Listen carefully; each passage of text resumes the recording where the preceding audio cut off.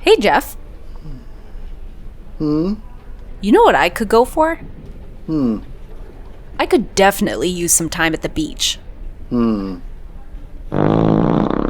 What's that, PC? You have something beach-related for me? Neato. Jeff? Time to start the show. Poop Shoot has the movie for us. Hello and welcome to B-Movie Enema, the series. I'm Jeff Arbuckle, and that beach bunny over there is Nurse Disembody. Down here, we've got the great B-Movie Poop Shoot, and he's got the movie. So let's take a look and see what he has for us this week. What is it? Well, look at that. This week, we've got 1982's The Beach Girls. All right, it's time for a beach party. Now, this comes to us from Bud Townsend. However, he's credited here as Pat Townsend. Now, Patty Sue Townsend was his wife, so I'm not sure why he opted for a variation of his wife's name for this movie, but she's often served as a script supervisor. One of the films that she served in that capacity was B-Movie Enema, the series classic, The Centerfold Girls. But Bud Townsend didn't make too many movies. However, he did make some stuff that is somewhat recognizable to me. The first is he directed the 1972 film Terror at Red Wolf Inn. That's kind of an interesting horror film from that period about a college girl who wins a vacation at the titular bed and breakfast, which is located on the seaside. Anyway, she soon finds out that what goes on there is something rather sinister. Ooh, Sinister Hotels and Inns? Isn't that the title of a Travel Channel show about ghosts and monsters or something? I don't know, probably. But he also made 1976 Alice in Wonderland, an X-rated musical fantasy. I believe I saw that once on Bizarre TV, but it's relatively popular because it was made on a $500,000 budget and ended up grossing something like $90 million in its entire run. Now, that $90 million figure is likely adjusted for inflation, but that's a pretty popular movie, and it likely benefited from the Grindhouse and various adult theaters that helped bring porno films to the mainstream in the 1970s. But most interestingly, in 1969, he directed a film that got mentioned last week. He directed Nightmare in Wax, which was written by Rex Carlton, the writer of The Brain That Wouldn't Die. And you know who starred in Nightmare in Wax, Nurse? Why, none other than our Holy Father, Cameron Mitchell. Yes, indeed. Jeff? What are you doing? And we've mentioned Cameron Mitchell multiple times now this year. Yeah? And nothing. Do you really think he should show up every time we mention him? I mean, it would be kind of nice. That's not his job. Oh, says you. Anyway, The Beach Girls was not an insignificant movie. It released on March 26th, 1982. You know, the perfect time to release a movie about the summer and beaches and stuff that go on at beaches in the summer. Yeah, back then movies came out at a much lower rate than they do now. And on top of that, there were more theaters and fewer screens too. So it's possible a movie would end up getting what were called legs and would play for a while. But by July of 1982, some 3 or 4 months after it originally released, this movie that was made on a $2.7 million budget had grossed somewhere around $12 million. That's a really good turnaround for a movie like this. Then let's not forget that by this time, home video and cable were outlets for the movie to have a second and third life after theaters. The Beach Girls would go on to have a pretty good life and a fair cult following over the years. Alright, well, I think that's a pretty good setup. What say you, Nurse? Agreed. I'm ready for some beach shenanigans. Well, okie dokie. We're going to get things started here with The Beach Girls, and we'll be back after the first segment and talk about the movie a little bit more. You know, it's not every day that you see a hamburger in a fight with both a ketchup and mustard bottles, right, Nurse? Alright, so you might have noticed that this movie is heavy on the kind of over-the-top shenanigans and broad strokes in how the humor is played out. Sometimes it's suggestive humor, like The Gardener, for pretty much the entire movie. But the first time we see him, it looks like that he's taking a piss on the plants. But he's just watering them and holding the hose in a way that Sarah thinks it's something else. You have the surfing nun. There's the guy on the boat who thinks he's some sort of a general or hard-ass cop or something that wants to stop the people bringing the big pot shipment in on the other boat. You have the two friends of Sarah, Ducky and Ginger. You have the various other party guests who come with all their kooky attitudes and such.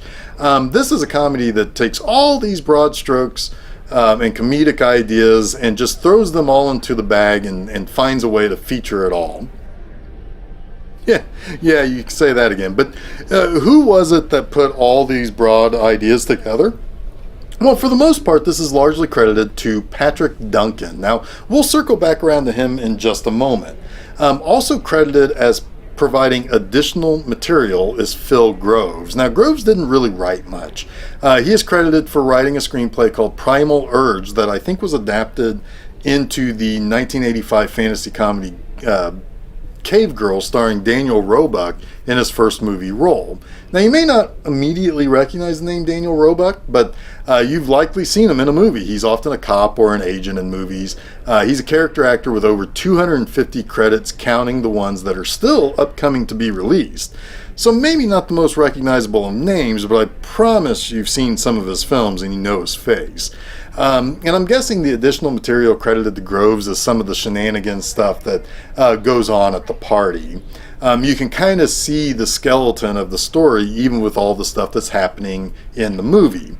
At the heart of the movie, you find three friends, with one of those friends being kind of uptight and not as loose and letting it all hang out like the other two.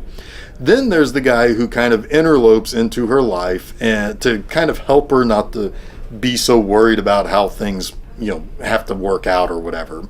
So that primary concept is what should probably be credited to Patrick Duncan. Now, that's a name that is also likely not recognizable, but you've probably seen or heard of a couple of the movies that he wrote after this one. Right after this movie, he wrote a couple of episodes of He-Man in 1983.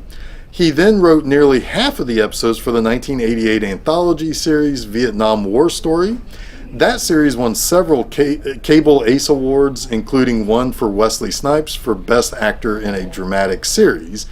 Duncan won 2 Ace Awards, one for writing an episode and one that he shared as one of the producers of the series. So while he wrote a kind of goofy, kind of boner comedy of sorts, except I guess it stars ladies, so let's call it a vaginal ha-ha. Wait, where was I? So while he wrote this movie that has all these shenanigans and he wrote a couple of episodes for a children's show with beefy good guys and bad guys, he had a serious side too. And this would play out in the 90s when he'd write 3 fairly popular films back to back to back. First, in 1995, he wrote the script for Nick of Time, starring Johnny Depp and Christopher Walken.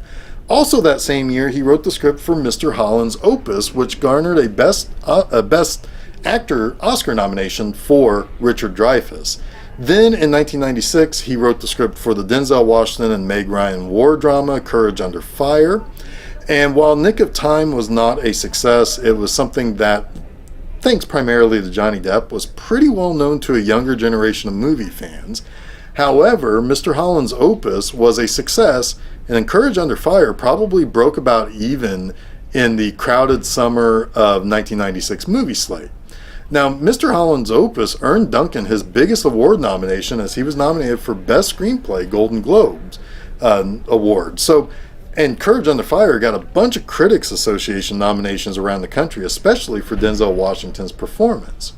Now, Duncan has also written stage plays as well. Souls on Fire was one that Danny Glover's company, Los Angeles' Roby Theater Company, produced. Some years ago, Duncan wrote a horror novel called Dracula vs. Hitler.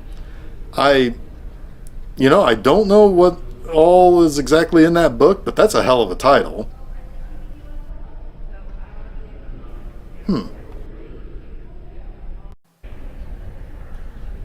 Where did she go? Do I have a patient that I forgot about? Wait, what's that, Poop Shoot? What do you mean she got a call from Ducky? Party? I know that's what you said, like the party in the movie? Huh? Okay, well, it's either a situation that I'm once again not invited to a party, or it's going to be one of those episodes where I try to inject some zaniness into the movie discussion. Yeah, I know. I mean, but one of these times will be different. It kind of has to be when it comes to those zaniness things. All right, well, anyway, I guess we'll get back into the movie. If you think the party is in full swing now, just wait. Things are about to get nuttier as the nightly parties keep coming and our trio of beach girls have to start explaining themselves. Yes, definitely watch out for that muff diver who is simply just kind of creeping around the party looking for something to jump into. I'm just saying that if Ducky did call her, I would have thought that either I'd get invited or Nurse Disembody would have at least told me she was going to the party. Yeah, I know. She wanted some beach action or whatever it was that she said. Yeah, you do that. See if you can get her on the video phone and I'll keep talking about the beach girls. Alright, get to it.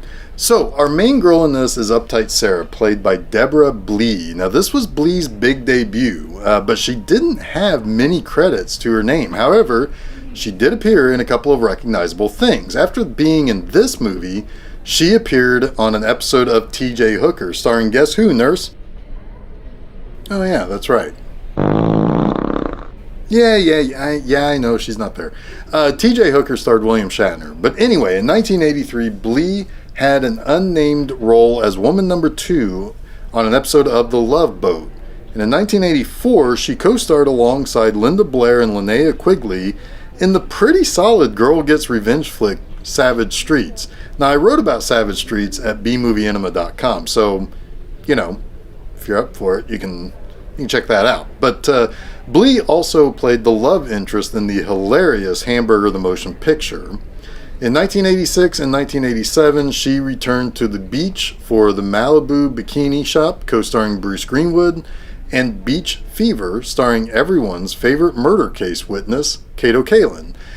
Finally, in 1995, she appeared in an episode of General Hospital. Then, that was it for Deborah Blee. I think she's relatively likable and definitely cute in this movie. In fact, it's silly to think that she needs to lighten up when she's trying to be responsible and keep from having a raging party that is quickly happening at her Uncle Carl's beach house. Now, Uncle Carl is played by Adam Rourke. Now, Rourke has some pretty recognizable movies and TV shows on his filmography. Just a couple of years before this movie, he was in the Oscar-nominated film The Stuntman, starring Peter O'Toole. Earlier on in the 60s, he was in El Dorado, Hell's Angels on Wheels, and Psych Out, which we covered on this show a couple of years ago. In 1972, he showed up in the Nature vs. People movie Frogs, and as for his TV appearances, he appeared on The Mod Squad, The $6 Million Man, The Hardy Boys Nancy Drew Mysteries, and Chips. But he actually has a fairly interesting role in the somewhat key if the series had gone in that direction. In 1964, he played CPO Garrison in the original pilot for Star Trek called The Cage. It's possible if the series was picked up as it was from that original pilot, he might have had a recurring role on that version of Star Trek starring Jeffrey Hunter. Rourke was not a huge star, but it's possible to say that he was the most recognizable person in this movie. Now, Poop Shoot, any luck getting in touch with the Nurse Disembody? Alright, keep trying. Uncle Carl's uppity fiancée, Julie, played by Fern Fitzgerald. Now, Fitzgerald is best known as a TV actress. In fact, her filmography is almost exclusively TV shows and TV movies. Her best known role is as Marilee Stone in 73 episodes of the massively popular primetime soap opera Dallas from 1979 to 1989. The three most important people in this movie, maybe even more important than Sarah herself, are the three who arrived to meet Sarah at Uncle Carl's beach house: Ginger, Ducky, and Scott. Ducky was played by Gina Tomasina. Tomasina was, as is the case often with these movies covered here on B-Movie Enema, the series, a Playboy playmate. Most of her roles were as a hot babe in movies or on TV shows. She certainly would have been eye candy for History of the World Part 1 when she played the Vestal Virgin in the Roman Empire segment. She was in Looker, which was all about dead models showing up.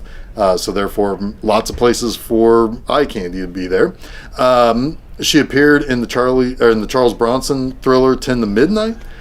She was in a few ZZ Top music videos, and she even appeared on some of my favorite shows of the 80s, The A-Team, and my all-time favorite, Cheers. So yeah, in all these cases, she was the pretty girl. And that's why you cast a playmate for those types of roles. Val Klein is cast as Ginger. She only made one film. I wouldn't be too surprised if she was simply a model. I can't imagine that most of the girls in this who end up naked weren't models to begin with. And they possibly were even porno actresses. But then we have James Dalton playing Scott. Now, aside from Adam Rourke, Dalton would have been one of the more established character actors in the film. He appeared in several TV series throughout the earlier part of his career in the 70s. By the end of the 70s, he was cast as Greg in National Lampoon's Animal House. A couple of years after The Beach Girls, he was Dennis in the huge miniseries V. Most of his film roles show up on his filmography after V. His most recognizable film was probably Spies Like Us in 1985. Oh, you got Nurse Disembodied? All right, well, you got her on the video phone. Okay, let's talk. Nurse, are you there? Woohoo! What's up, Jeff? Nurse? So what's going on there? Fucking party! Okay, yeah. Are you drunk? And maybe high? Drunk and maybe high? I don't know, probably. Woo! Are you naked? I'm still wearing pants. Oh. And nothing else. Woo! But why? Jeff, let me tell you. There's a lot of boobs around here. Just tits everywhere. But why are you topless now? Hey man, I just figured when at the beach, do as the beach people do. Woo! But at most beaches, people are wearing... Shh. It's cool. It's all cool. I think a dog took off with my bikini top anyway. That's a problem around here on this beach. Boobs move in slow motion. I think I saw a nun surfing, but I might have already gotten pretty fucked up at that point. There's muscle babes here. It's like a paradise. Have you been watching the movie at least? Watch the movie? I'm living the movie. Okay.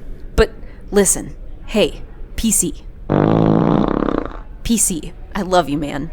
I'd do anything for you. You're just the bee's knees. Oh, yeah, you're my ride or die, PC. So, Nurse. What's up, Jeffrey? Seeing anything else there, like anything there you want to point out? Oh my god, all the guys here. Let me tell you. Come here. Come here. I have a secret to tell you about these guys. Okay. These guys all have the whitest asses. They have the worst tan lines. That's great. I think I probably should get back to the movie now. Okay, you do that and I'll go and see if someone has more booze. Woo! Oh, my head. And what have you learned? Never trust a party that Ducky is inviting me to. Well, okay, maybe. But what's the other thing you've learned? Beware the guy walking around in snorkeling gear calling himself the Muff Diver. No, the other thing. I don't know, Jeff. I'm hungover and feeling like shit. Don't leave for a raging beach party full of toplessness and forget to invite me too. That's what I'm supposed to have learned after all this? Yeah, it was. Besides, what ended up happening that brought you back here? Honestly, after that guy turned his entire car into a gigantic bong and was inviting people to take hits off the exhaust pipe, it's all a blur. Hey, Poop Shoot, can you bring the beach party house back up on the video phone? Excellent, let's take a look. Oh no. What the hell happened, Nurse? Who blew up the house? It wasn't blown up. Party bro, dude. We got a house, folks. Whoa! Hey there, ladies. What's up? Woohoo, motherfuckers! Our party collective has expanded. Look at all the titties! The shit in this car is dank. Hey, dude, someone come hit this dude's car with me.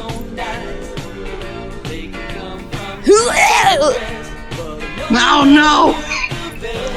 Sorry for puking on your titties, man. Oh my god, that guy is jumping furniture like Will Riker. Well, okay then. Just a couple more notable people in this cast. First is the nosy neighbor, Mrs. Brinker. Now, she's played by Mary Jo Catlett. Now, Catlett is not exactly a huge actress in films. She spent most of her career as a character actress, but she's appeared on a lot of TV shows. Popular ones, too, like The Bob Newhart Show, The Waltons, Kojak, Starsky and Hutch, MASH, The Dukes of Hazzard, Fantasy Island, Alf, and on and on. She was also part of the main cast from season 5 until season 8 on Different Strokes. However, she's very notable as a voice actress. She did additional voices on The Smurfs. She had roles on American Dad, Rugrats, The Grim Adventures of Billy and Mandy, and Kim Possible. But for the last 25 years, she has provided the voice of Mrs. Puff on SpongeBob SquarePants. She's reprised the role on the spin-offs Camp Coral and The Patrick Star Show. If you look at Mrs. Puff and Mary Jo Catlett, hey, they kind of look alike. The other notable person is Catherine Mary Stewart, playing a surfer girl. She's best known for a lot of girlfriend roles like in The Last Starfighter, Weekend at Bernie's, and more. However, her two most notable roles come on opposite ends of the quality spectrum. First, she's Regina Belmont in Night of the Comet. Then, maybe more importantly, she was BB in the shit-tacular The Apple. If you're a fan of train wreck movies, that's one you need to see if you haven't. Just a couple of years ago, in a 40-minute fan short called Victim No More, based on the Friday the 13th series, she appeared as Megan Jarvis. That's notable to me because Jarvis is Tommy's last name, and Megan was his love interest in my favorite movie of the series, Friday the 13th Part 6, Jason Lives. Of course, she's basically stepping in for Jennifer Cook, who retired from acting shortly after making Jason Lives. Anyway, is The Beach Girls any good? Well, that's hard to say from my perspective. This is a movie that has so much going on, but almost no plot whatsoever. The characters are fun in it. I actually especially like the character of Doreen, played by Tessa Richard. She was having a blast in this movie. 1982 was a huge year for her. Along with starring in The Beach Girls, she appeared in Cat People, The Last American Version, a couple of episodes of Police Squad, an episode of Alice, and Young Doctors in Love. Generally, the characters we focused on, they were at least somewhat likable, and if you like boobs, you will get boobs. Me, personally, it's a mixed bag. But Nurse, what about you? 5 poops out of 5. Wait, seriously? Uh-huh. Look, maybe it's still the haze of all the drugs and alcohol of the party, but come on. This movie has everything. Boobs all over the place. A creep gardener who just wants to peep in on the hotties partying. Then he and the driver get into a fight and make up over mud wrestling. How sweet is that? We have cops studying to be veterinarians. We have dialogue that is stilted enough to sound like an 80s training video for work. The movie starts like a porno with the silly shenanigans with topless sunbathing and dogs stealing bikini tops, and the gardener looking like he's whipped it out and peeing all over the place. And they call for deliveries to see if there are cute boys to send over to the party, and you know what's going to happen when they get there. I don't know, eat the pizzas they bring over?